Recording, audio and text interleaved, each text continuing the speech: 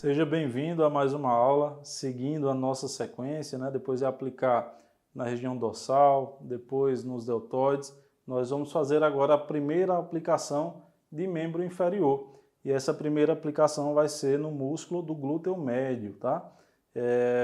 Você já deve ter ouvido falar, ou vai ouvir falar, daquele paciente que está se queixando de uma dor que começa aqui no glúteo, passa por trás da coxa, ou seja, dos isquiotibiais, passa por trás o que chamamos de batata da perna, cientificamente é o gastrocnêmio, e vai até o dedão do pé, que é o nosso hálux.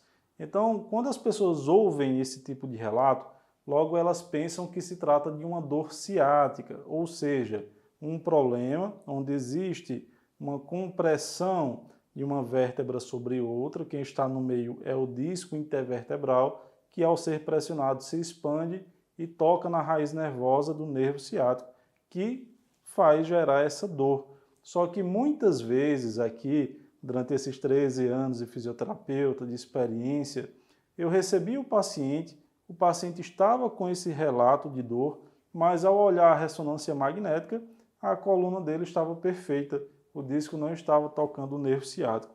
Mas e por que essa dor? Tá aí o segredo, muitas pessoas não sabem, mas nós temos trigger points no glúteo médio que causam a mesma sintomatologia. Então, é uma questão que deve ser avaliada, é uma outra questão que você deve ter muita atenção. Então, eu vou te ensinar a encontrar exatamente o local onde esses trigger points estão instalados.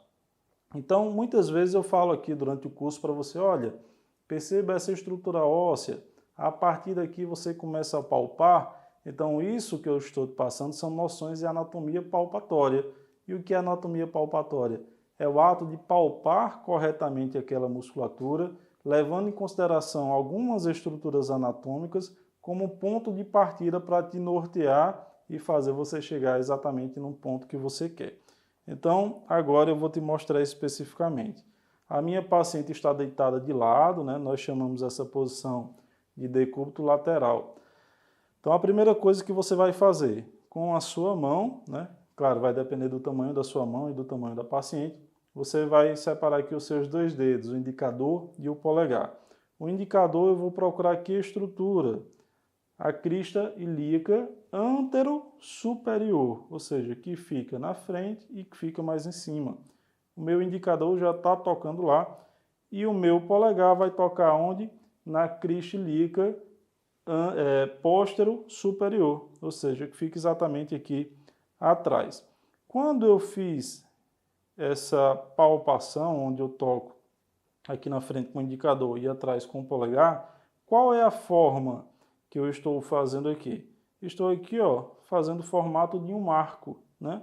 Então, vou só passar a caneta aqui para você ver onde o meu indicador tocou e até onde o meu polegar tocou. Exatamente um arco. Então, esse, praticamente, ó, o biquíni da minha paciente está fazendo o formato aqui. Então, esse é o ponto de partida. Para quê? Para que agora você coloque 4 dedos da sua mão juntos e a partir dessa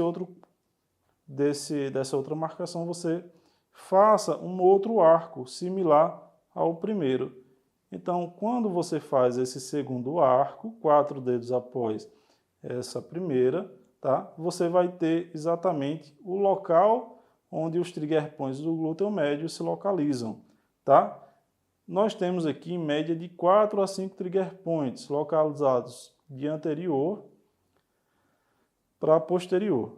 Então, estou fazendo marcações prévias aqui, só que para você visualize onde geralmente eles ficam. Só que agora você vai palpar. Então, se a musculatura do glúteo médio está disposta nesse sentido, as fibras estão assim, olha, na vertical, eu já sei que a função do glúteo médio é fazer a abdução, tá? Então, é muito mais fácil se eu palpar de um lado para o outro, né, de medial para lateral, porque desse modo eu vou perceber melhor essas tensões. Então, começando aqui de anterior, vou começar a fazer essa palpação, vou perguntar para a minha paciente se incomoda. Aqui incomoda, não, e vou para o posterior. Aqui eu percebo uma tensão, mas a minha paciente não refere incômodo, e venho mais para o posterior. Aqui incomoda, aqui ela referiu dor, então vou só fazer um círculo, né, para confirmar onde de fato dói. Um pouquinho mais atrás, também incomoda. E aqui, também incomoda. Um pouquinho mais para trás, também.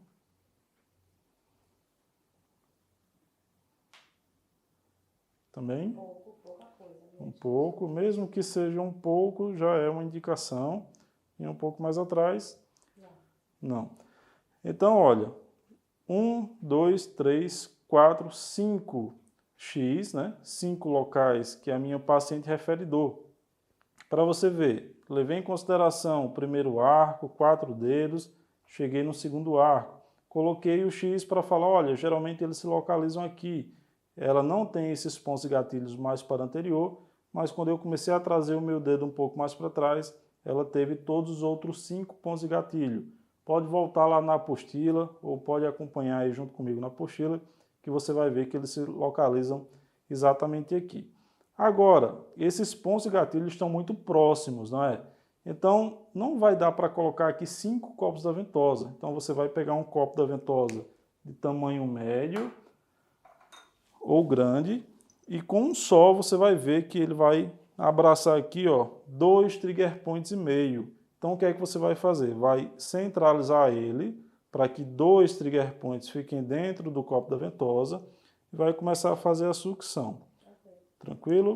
2, 3, dá para ir mais? 4, 5 sucções, né? O máximo que já chegamos até agora. Então, um copo da ventosa pegou muito bem 2 pontos de gatilho. Vou pegar outro copo da ventosa e vou colocar aqui, ó, pegando o último. Por que eu não vou pegar esses 2? Tá? Né? Quando você olha, parece que daria para pegar, mas à medida que você vai fazendo a sucção, o copo da ventosa vai se aproximando do outro. E nós não devemos deixar um copo da ventosa competindo com o outro, porque senão vai machucar a paciente. Vai se tornar desconfortável. Então, pego aqui o último ponto, vou começar a fazer as sucções. Como é que tá? 1, 2, 3, 4, 5.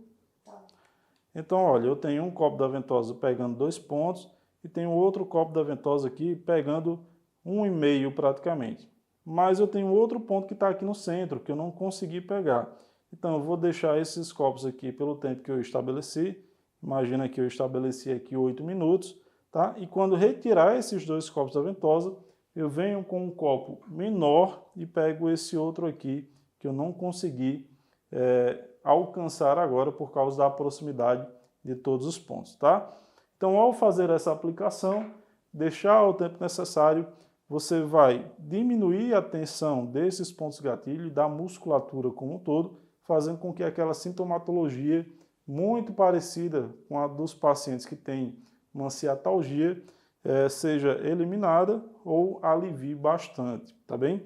Então essa foi a nossa explicação de hoje, te aguardo na próxima aula.